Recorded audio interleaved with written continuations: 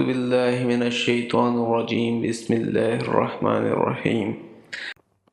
ام المؤمنین عائشہ رضی اللہ تعالی عنہا سے نقل کرتے ہیں کہ انہوں نے بتایا کہ نبی کریم صلی اللہ علیہ وآلہ وسلم پر وحی کا ابتدائی دور اچھے سچے پاکیزہ خوابوں سے شروع ہوا۔ آپ صلی اللہ علیہ وآلہ وسلم خواب میں جو کچھ دیکھتے وہ صبح کی روشنی کی طرح صحیح اور سچا ثابت ہوتا۔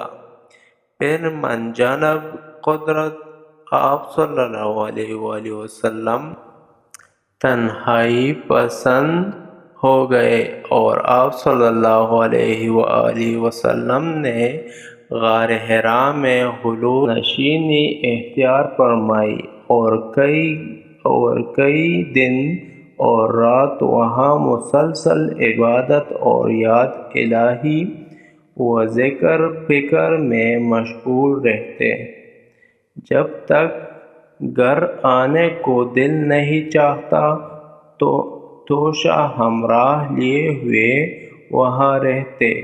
توشہ ختم ہونے پر ہی اہلیہ محترمہ خدیجہ رضی اللہ تعالی عنہا کے پاس تشریف لاتے اور کچھ توشہ ہمراہ لے کر پھر وہاں جا کر خلوت گزار ہو جاتے۔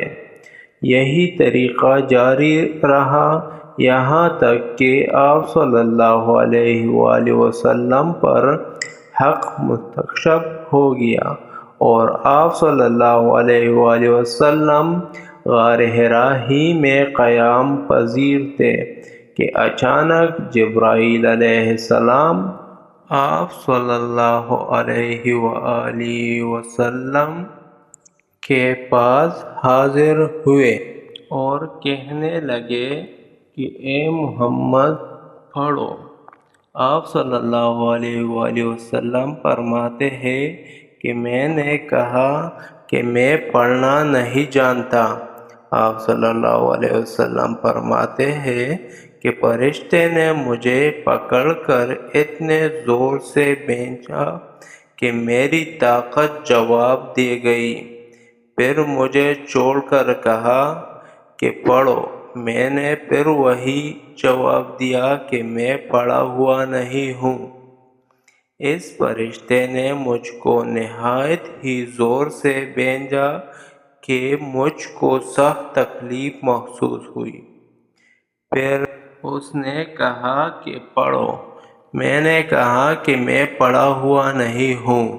فرشتوں نے تیسری بار مجھ کو پکڑا اور تیسری بار مجھ کو پکڑا اور تیسری مرتبہ پھر مجھ کو کھینچا، پھر مجھے چھوڑ دیا اور کہنے لگا کہ پڑھو اپنے رب کے نام کی مدد سے جس نے پیدا کیا اور انسان کو خون کی بنکی سے بنایا، پڑھو اور آپ کا رب بہت ہی مہربانیاں کرنے والا ہے۔ بس یہی آیت ہے۔